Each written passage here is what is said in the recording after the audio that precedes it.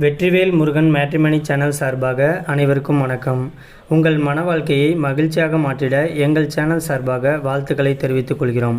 இப்போ தான் நம்ம சேனலை ஃபஸ்ட் டைம் பார்க்குறவங்களா இருந்தால் நம்ம சேனலை சப்ஸ்கிரைப் பண்ணுங்கள், லைக் பண்ணுங்கள், ஷேர் பண்ணுங்கள். இந்த சேவை முழுக்க முற்றிலும் இலவசமானவையே.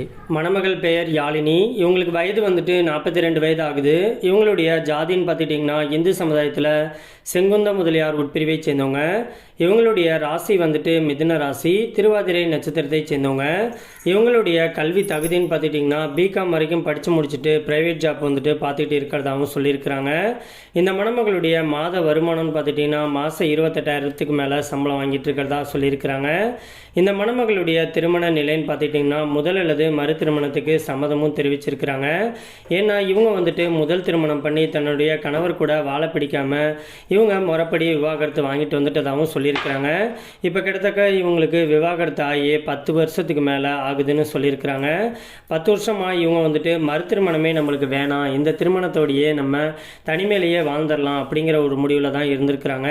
ஆனால் தன்னுடைய பெற்றோர்களோட கட்டாயத்தினாலையும் இன்னைக்கு பிள்ளைங்களோட எதிர்காலத்துக்காகவும் மறு திருமணம் பண்ணிக்கிறதுக்கு சம்மதமும் தெரிவிச்சிருக்கிறாங்க.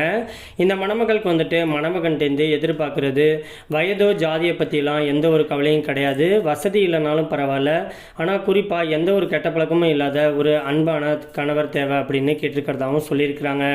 இந்த மணமகளுக்கு சொந்த வீடு இருக்கிறதாகவும் சொல்லியிருக்கிறாங்க. இவங்க சென்னையில் இருக்கக்கூடிய குரோம்பேட்டை பகுதியில் தான் வசிச்சுக்கிட்டு இருக்கிறதாகவும் சொல்லியிருக்கிறாங்க. இந்த மணமகள் ரொம்பவே ரெக்வெஸ்ட் பண்ணி கேட்டிருக்கிறதுனால இவங்களுடைய முகத்தை மட்டும் கொஞ்சமாக மறைச்சி போட்டிருக்கோம். நேரில் கேட்டு மணமகனை பிடிச்சிருந்துச்சு அப்படின்னா மற்ற டீட்டெயில் எல்லாத்தையும் கொடுக்குறேன்னு சொல்லியிருக்கிறாங்க.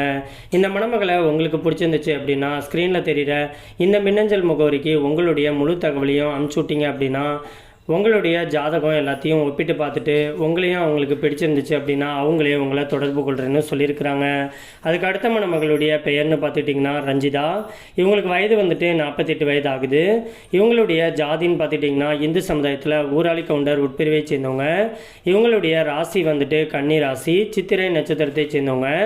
இவங்களுடைய கல்வி தகுதின்னு பார்த்துட்டிங்கன்னா 10th வரைக்கும் தான் படிச்சிருக்கிறதா சொல்லியிருக்கிறாங்க. இவங்க இப்போதைக்கு ஜவுளி கடைக்கு வேலைக்கு பெற்றிருக்கிறதாகவும் சொல்லியிருக்கிறாங்க. இந்த மணமகள் ஒரு நடுத்தர குடும்பத்தை சேர்ந்த மணமகள் தான். இவங்க அதிகம் படிக்காதனால தனக்கு வரக்கூடிய மணமகனும் அதிகம் படிப்பறிவு இல்லைனாலும் பரவாயில்ல, ஏதோ ஒரு வேலைக்கு போய் மாதம் ஒரு 15,000 20,000 ரூபாய் சம்பளம் வாங்கக்கூடிய ஒரு நல்ல மணமகன் கிடைச்சா போதும்னு சொல்லியிருக்கிறாங்க. இந்த மணமகள் இவங்களுடைய கேஸ்ட்லேயே உள்ள மணமகன் கிடைச்சா போதும், மற்றபடி வயதை பற்றிலாம் எந்த தடையும் கிடையாதுன்னு சொல்லியிருக்கிறாங்க.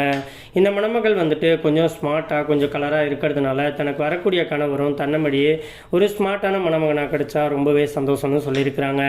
இந்த மணமகளுடைய வசதின்னு பார்த்துட்டிங்கன்னா சொந்த வீடு இருக்கிறதா சொல்லியிருக்கிறாங்க. இவங்க பழனியில் தான் இப்போதைக்கு வசிச்சுக்கிட்டு இருக்கிறதாகவும் சொல்லியிருக்கிறாங்க.